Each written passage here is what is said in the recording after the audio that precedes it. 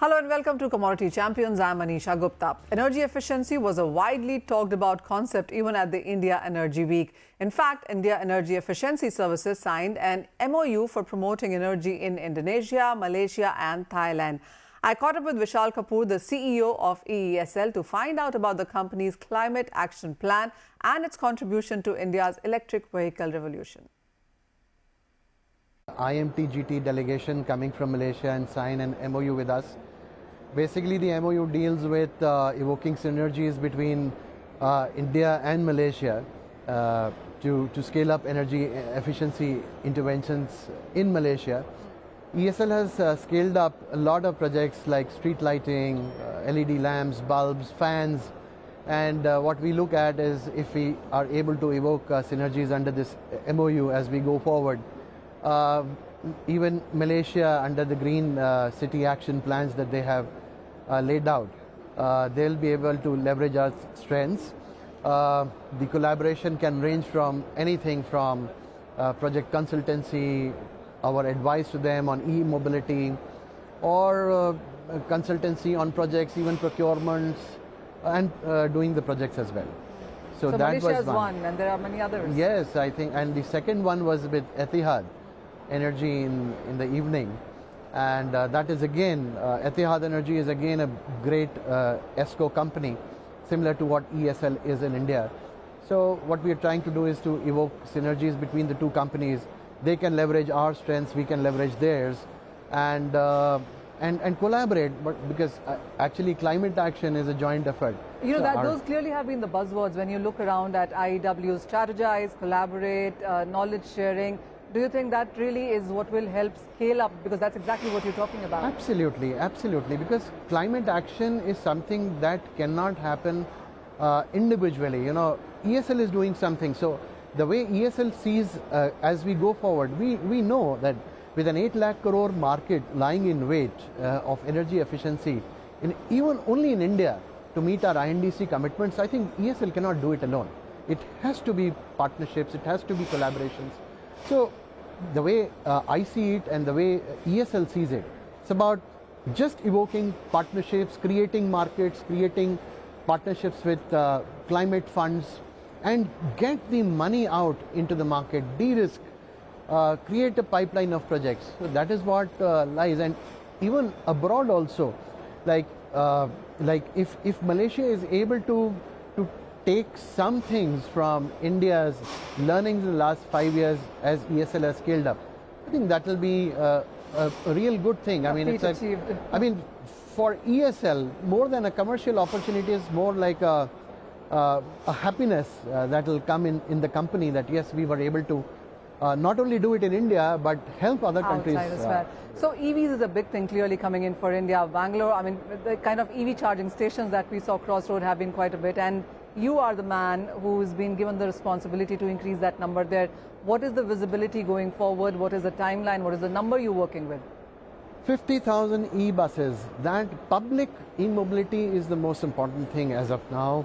If we are able to push out electric buses in a big way, that will be the real game changer, because the more the visibility of electric mobility on the roads, and buses are huge, big, and once they move on the road, they carry with them some network effects and people get confidence.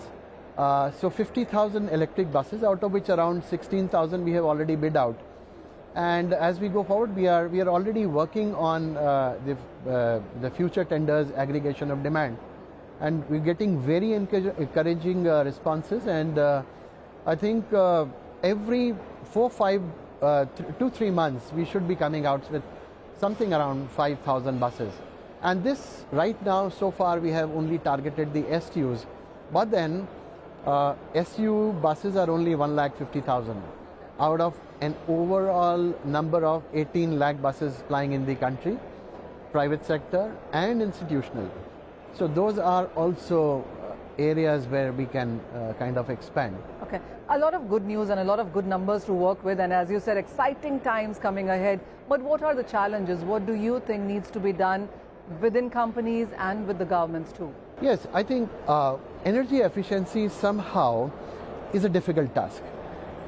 as opposed to renewables, which you can see there, big wind farm or a big solar park.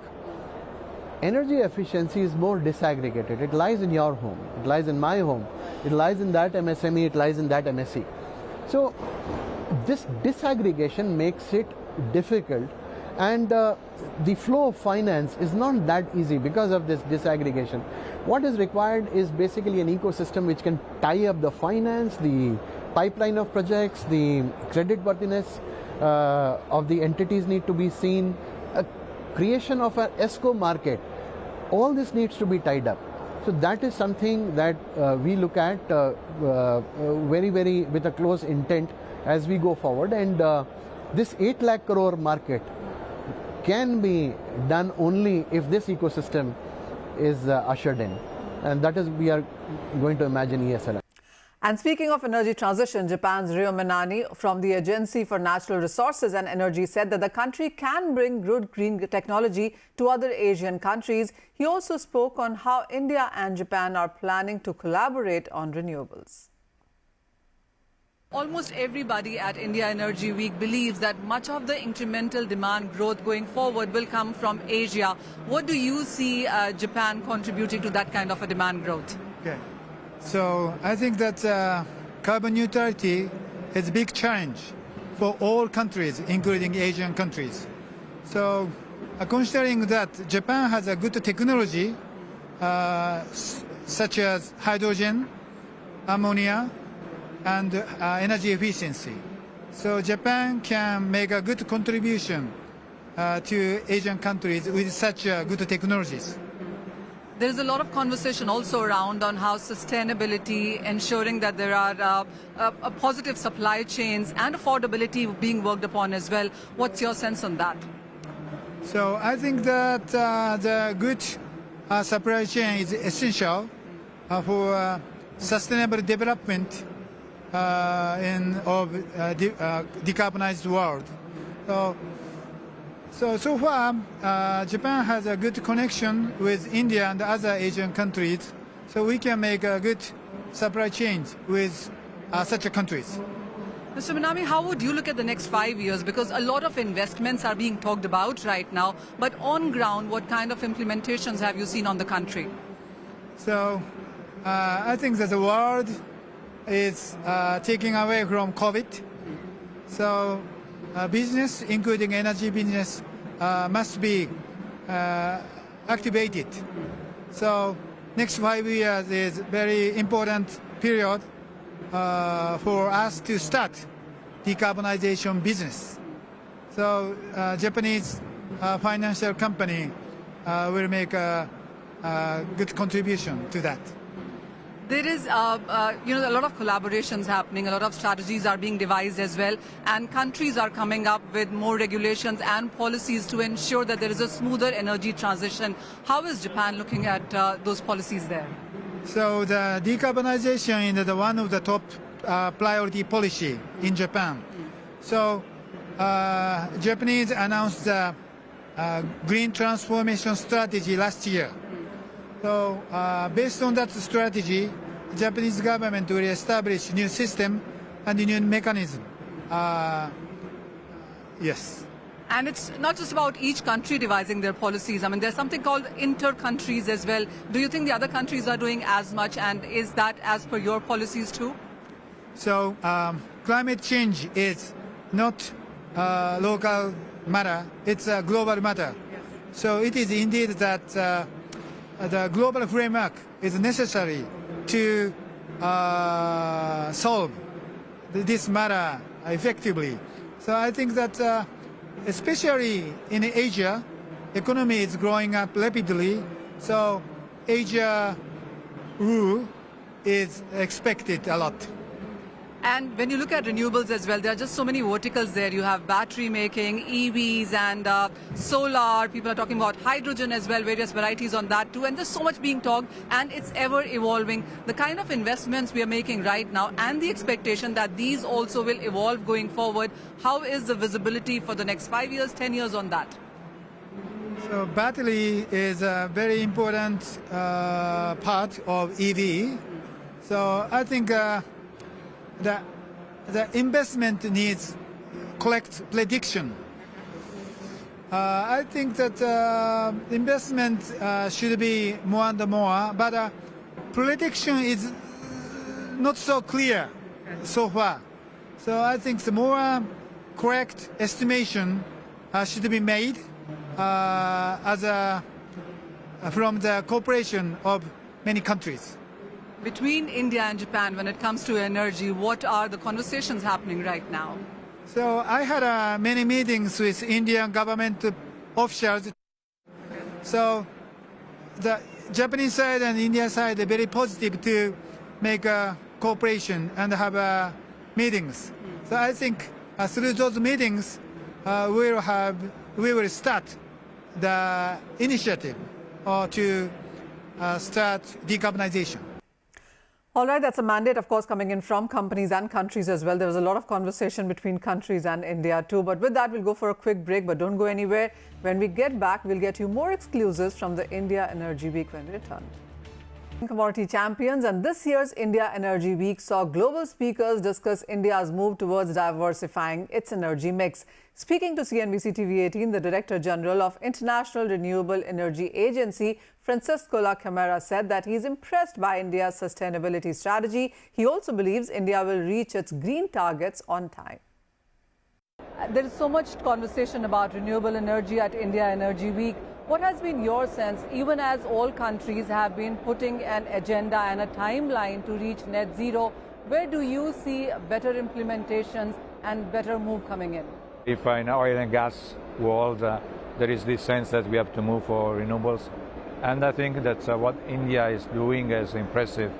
I have just had a bilateral with the minister, and I say that my assessment is that they will be able to reach their target before time. So, the net zero 2070 or 500 gigawatts by 2030. So it's a very interesting venue, a very interesting possibility to listen for many experience. Within renewables as well, there are various sectors and so many verticals here as well. And there is this conversation about where the better cost competitiveness lies too. So where do you see, or what vertical do you see working better than the other? So naturally, realities could be different. But I really encourage not to think about the single technology, but to look at the world of renewables as having an holistic approach. For example, countries that have hydropower could be facilitating in putting together into the grid more renewables to ensure less instability. So where there is no hydropower, we have to look to hydrogen as storage. We have to look at batteries. So we have to look at different ways to make the system be balanced. So while a lot of investment conversations and numbers have been thrown around, do you finally see that happen on ground as well? Have you seen those investments actually see implementation? Yeah, but the energy transition is in place. There is no doubt. And this process is unstoppable. Just to look at the installed capacity of new, in 2021, 80% of new installed capacity come from renewables, so 4 to 5. And at 3 years in a row, the cost of renewables as solar, onshore, offshore wind are decreasing to more than 2 digits. And the cost of electrolyzer is decreasing. So it's clear that we are moving in the right direction. But we are not moving at the scale and speed that is needed to be consistent with the achievement of Paris Agreement goals. Would you say it's going to be costly, because we've seen raw material prices for everything that is required for green transition go higher? Would you say that the supply chain that we're looking at also is very concentrated within some geographies here? How do you look at the availability, sustainability and affordability? So first of all, we are talking about the supply chain. One thing that is important is that developed world collaborates more with the developing world, because investing in Africa, in Southeast Asia, in the supply chain could be a way to decentralize also the supply chain. So provide for mineral and the mining. Naturally, in all periods, when there is an acceleration of demand, there is a friction to make the price rising. But in our point of view, this will be not a barrier. It's a matter of concern We need the right policy on mining. We need that the permitting procedure should be shorter. We have to ensure the respect of human rights, all the social aspects, and the environmental standards. So we need policy. We need also circular economy. We need technologies that may reduce the use of certain minerals. But so that is a matter of concern, but not a barrier for the speed up of the energy transition. What would you say on how much is the visibility right now on the things that we are working? How would you look at the next 5 or 10 years in sense of renewables coming in? So renewables will be there. And we don't talk about forecast, because forecast has demonstrated to be highly wrong. We talk about scenario, so what has to be done. And we know that if you want to stay in a path coherent with the United Paris Agreement goal, we have to triple the installed capacity of renewables every year. So going from 260 gigawatt to 800 gigawatt per year. So it's challenging. It needs really a big effort by everyone. Would you also feel that the map, the geographical map that is, would start changing? Because until now, energy meant fossil fuels and we knew these were the producers and these were the consumers. Now with renewables coming up, would you say that there's going to be a lot of shift around? No doubt, no doubt. That's the reason we are going to a new energy system, more resilient, that may ensure more energy security because of more actors, but also we are going to a system that has the potential to reduce the existing inequalities in the world. All right, that's the view coming in from Irina, that the existing inequalities clearly stand to change as we see more renewables coming into the market. The whole world has been facing an energy crisis due to Russia-Ukraine war. Some developing countries like Bangladesh, which is a net importer of energy, felt that they were priced out of the market when the prices rose significantly. I caught up with Tawfiq-e-Ilahi Chaudhry, advisor to the Bangladesh Prime Minister for Power, Energy and Mineral Resources Affairs. I began by asking him about Bangladesh, how they dealt with the energy crisis. You know, this was a bolt from the blue, and we have been just through COVID and managed to get ourselves out. The economy was picking up, things look good. And then came this black swan, the Ukraine war, which has, as you all know, turned the world upside down, and more so the energy market. We know we are basically importer of energy. We do produce some gas in the country, but we import coal and LNG. So the energy price shot up and we are actually literally priced out of the market. Europe took away all the products. So unfortunately what happened, although we have the full infrastructure to provide electricity to all the population, we ran short of primary fuel. And you know, our power plants were sitting idle. We couldn't buy the primary fuel. As you know, if something is 10% higher, it's okay. But it got to 10 times higher, you can't manage that. The developed countries were very insensitive to these issues because energy, you know, they are wealthy people, they can, you know, get money here and there and tide through the crisis. But for us, it became a big challenge, and we had to, the only choice we were left is to manage our energy business in ways that we provide full support to industry, to agriculture. These are two. And then cut our demands down as far as possible, which is not a very popular idea, you know. If there is power outage, shortage, there will be a lot of public resentment. But thank heaven, you know, our Prime Minister Sheikh Hasina is so popular. So when she makes a call that, you know, this is tough time, got to, you know, cut your coat, you can't waste energy. So I think the nation responded and very patiently responded. So we are, hopefully, we are out of the woods now. It looks that LNG price is a bit soft, although I was told that with China coming back into the market, it may go up again. So, you know, we can't be choosers, you know, we are at the end of. A lot of energy conversation now happening in Asia with India Energy Week happening here. I mean, this is the second big event that's happening in Asia. Would you say that a lot of conversation is now coming towards this part of the world? Yes, because this is the growth engine of the world, this part of the world. And for future, it has a long way to go. And the mature energy economies are basically, maturity brings, slow growth, anybody, whether it's a human being or anything. So with their slow growth, these part of the world where people have yet to, have an affordable income, education, health, even including China, India obviously, and Bangladesh along with that, and other countries. This will be the engine of growth for the future, provided the world recognizes that. And I have an uncanny feeling that this redesigning of the world, many countries have not come to terms with it.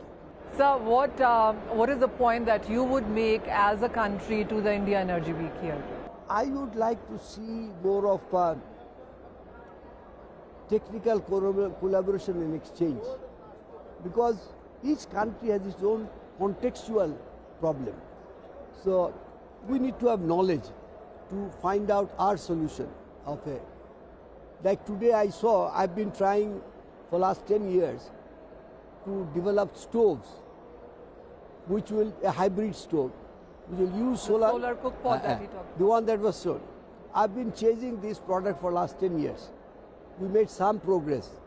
And this is the same conclusion we came, that it has to be a hybrid product.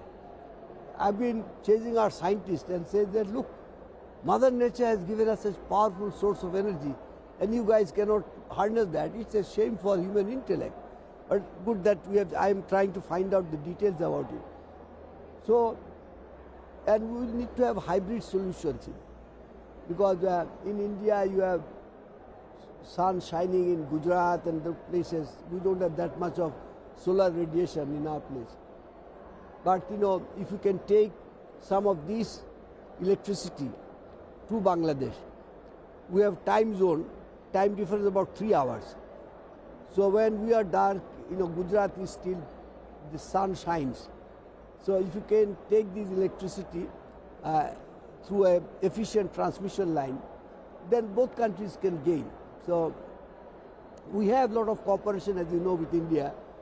It's our biggest neighbor, most friendly country. I was in a very small way involved in the liberation war, and India stood by us. We shared blood together. So we are tied in a very special bond with this relation. All right, it's going to be all about policies and inter-country relationships that will actually transform or shape on how the energy transition really happens in the world. But with that, that's all the time that we have on this edition of Commodity Champions. News continues on CNBC-TV18. Do stay tuned.